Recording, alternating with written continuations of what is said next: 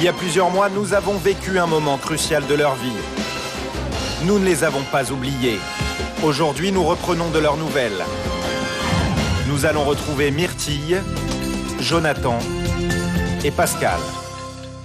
Et je vous demande d'abord d'accueillir Myrtille qui est avec nous. Le poker, ça vous inspire quoi le poker? Le bluff. Ouais. Que le bluff. Ouais. Vous y voyez pas sur une table en train de jouer? Non, pas trop, mais bluffer, ça tout le monde sait faire, non? En tout cas, avec plus ou moins de talent. Vous êtes venu pour la première fois sur notre plateau il y a un an, en mars 2006, un peu plus d'un an, pour nous parler de votre nez. Oui. De votre magnifique nez, mais que vous trouviez trop carré, trop pincé, façon nageuse synchro. Vous aviez tout entendu sur votre appendice, et d'après vous, il était la cause de votre célibat, carrément. Et en tout cas, c'était une des causes de votre complexe physique et vous disiez que vous n'arriveriez jamais à trouver qui que ce soit. On va voir avec ce résumé en images complété par un reportage de Jean-René Chaperon et qu'il y a des surprises dans toutes les vies. Et du bluff aussi. 28 ans et toujours célibataire, Myrtille était persuadée que son physique particulier l'empêchait de rencontrer l'homme de sa vie. S'il regarde un peu trop les magazines ou s'il regarde un peu trop à côté de lui, il va bien voir que je suis pas belle, quoi. Pour trouver l'âme sœur, Myrtille surfait sur Internet ou participait à des rencontres organisées. Allez, j'y vais, je me lance, hein. On va bien voir. Complexée par son physique, Myrtille avait du mal à aller au-devant des hommes. Décontractée en apparence, Myrtille se cachait derrière l'humour et l'extravagance pour séduire. Bien, t'aurais pas... T'as pas peur, j'espère. Est-ce qu'un physique particulier, tiens, bah moi, tiens. Est-ce que ça, c'est quelque chose qui te rebute? Ça peut rebuter. Malgré tous ses essais, Myrtille n'était pas parvenue à rencontrer le prince charmant et elle se retrouvait seule dans son lit avec pour simple compagnie son ours en peluche. C'est sûr que l'homme idéal, c'est quelqu'un qui s'arrête pas aux petites différences physiques et puis qui d'emblée me trouve intelligente plus que belle physiquement, parce que le reste, ça suit. Quelqu'un qui vous trouve intelligente vous trouve forcément belle derrière. Si d'emblée il me trouve moche... Ah là là, non. Bon, moi je vais me coucher. Sommeil. Quelqu'un dans mon lit? Non, il n'y a pas d'homme dans mon lit. Ah, c'est bien triste. Je vais en commander un de rata. Allez. Suite à l'émission, Myrtille a eu de nombreuses propositions. J'ai eu pas mal de lettres d'amour, d'admirateurs, qui me disaient que, que je leur plaisais, quoi. Hein. En gros, je suis pas blonde à forte poitrine, je suis brune à petite poitrine, mais je leur plaisais quand même, même avec mon gros pif. Moi, je suis tombée à genoux sur le carrelage, d'ailleurs, ça fait mal. J'ai rampé jusqu'à 3 cm de l'écran pour pouvoir te voir de plus près.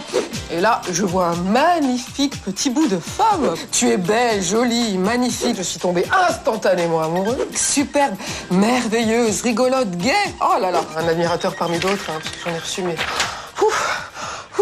de quoi avoir la tête comme ça, hein.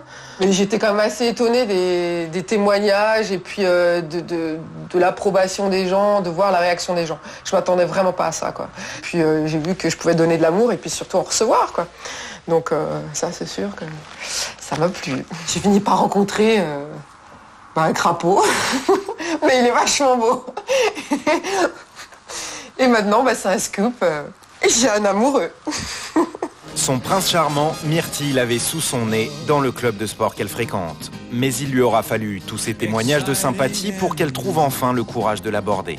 En fait, on s'était vus, repérés à la boxe, mais on se parlait pas trop. Et puis je l'ai invité par SMS à faire la Saint-Valentin avec moi. Ah oui, je t'avais repéré comme une fille spéciale. Complètement barge d'ailleurs. Oh salaud, c'est pas vrai. Pourquoi tu dis complètement barge? Moi je t'avais repéré aussi comme un mec bizarre. Inhabituel. Ouais, bizarre, ouais. Monsieur, étrange avec ta choupette. Ouais, j'avais déjà la choupette. Et je te plaisais je te plaisais pas, Martin? Mais bien sûr que tu me plaisais. Tu étais jolie, jolie comme un chou. T'avais repéré mon pif, ouais, tu voulais taper dedans. Non. T'es une jolie fille. Myrtille est humoriste. Cet après-midi, elle doit répéter son spectacle, mais avant, elle est coachée par son amoureux. Ça m'échauffe. Puis taper un homme, j'adore ça. À l'époque, c'est une fille qui tape un homme. Dis-moi, tu m'as pas tapé dans le nez, tu m'as tapé dans l'œil.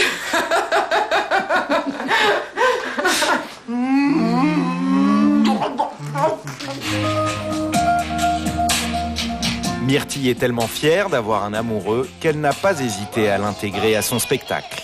On s'est beaucoup amusé à faire cette présentation. Peut-être effectivement, on est deux grands fêlés, on s'est découverts. C'est un comédien né, mais il ne le sait pas. Mais ouais, j'étais déjà ravie de le mettre dans mon spectacle et puis ravie qu'il s'amuse autant que moi à le faire. Et puis le résultat est super. Les garçons, ça fait toujours pleurer. Hein. Pour une fois qu'il y en a qui me fait rire. Ça va, gros pif?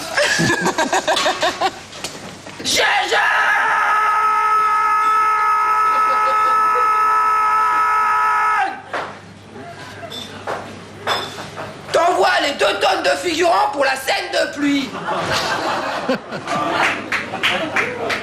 dans les vestiaires que je suis déjà par terre. Donc voilà, C'est la gloire à piquer. c'est de la dynamite. Jean-Paul, Jean-Robert, Jean-Passe.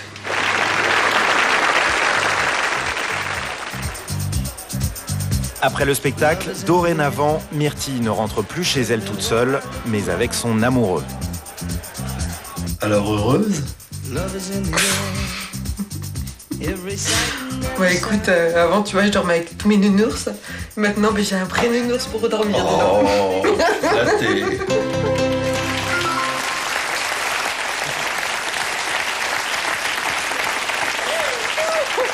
Ça fait combien de temps? Qu'on est ensemble On s'est rencontrés le 14 février, jour de la Saint-Valentin. Vous avez déjà repéré cette jeune femme? Ah oui, oui, elle est vraiment très spéciale. Je l'avais repérée dans le cours. Bon, c'est un peu intimidante, donc c'est pas évident de l'approcher. Mais quand elle m'a donné l'occasion de le faire, je l'ai saisie. Vous étiez content que ce soit elle qui fasse le premier pas? Ah oui, plutôt parce que je suis un grand timide. Et vous saviez qu'elle était plutôt complexée? Vous étiez venu témoigner dans une émission qui s'intitulait « Je ne me sens pas belle ». Vous vous sentiez pas très belle à l'époque, hein? Non, mais là, depuis quelques mois, j'ai décidé d'arrêter d'être moche. Mais sans doute que c'est une question de désir intérieur. Et sans doute que ce que ça fait à l'intérieur finit par se voir à l'extérieur. Oui. Est-ce que vous avez eu beaucoup de réactions donc, à la suite de cette émission? Alors, on a vu le courrier, mais est-ce que vous avez aussi rencontré des gens qui vous ont dit, vous avoir vu, qui vous ont donné des conseils, qui vous ont... Des conseils, je tiens vraiment à remercier le rassurer. public d'ailleurs, parce que j'ai eu des démonstrations d'amour tous les jours. Franchement, les gens étaient super sympas. Et j'ai eu aussi beaucoup de retombées, on va dire, médiatiques dans mon travail. Ça a été un grand pas. J'ai écrit un livre, j'ai joué mon spectacle plusieurs fois, mais ça, franchement... autant d'amour d'un coup. L'amoureux pouvait que venir derrière, c'était obligé. Ah non, mais... Moi, j'y crois au fait que ça se décide. Hein. Quoi, d'arrêter d'être moche? Oui, de vouloir se sentir belle, de se sentir aimable à tous les sens du terme. Ouais. Exactement, et c'est ce que je milite pour ça tout le temps, même encore maintenant. Eh ben, c'est une jolie leçon, en tout cas. Bravo, Merci. Myrtille. Jonathan, bonjour, bienvenue parmi nous. Je vous avais reçu en 2004 dans une émission consacrée aux erreurs de jeunesse. Vous aviez 20 ans, vous aviez déjà un passé bien rempli. Vous nous donnez de vos nouvelles, donc après ce résumé en images, ça a l'air d'aller, vous avez un beau sourire en tout cas. Ouais, en tout cas, ouais, ça va.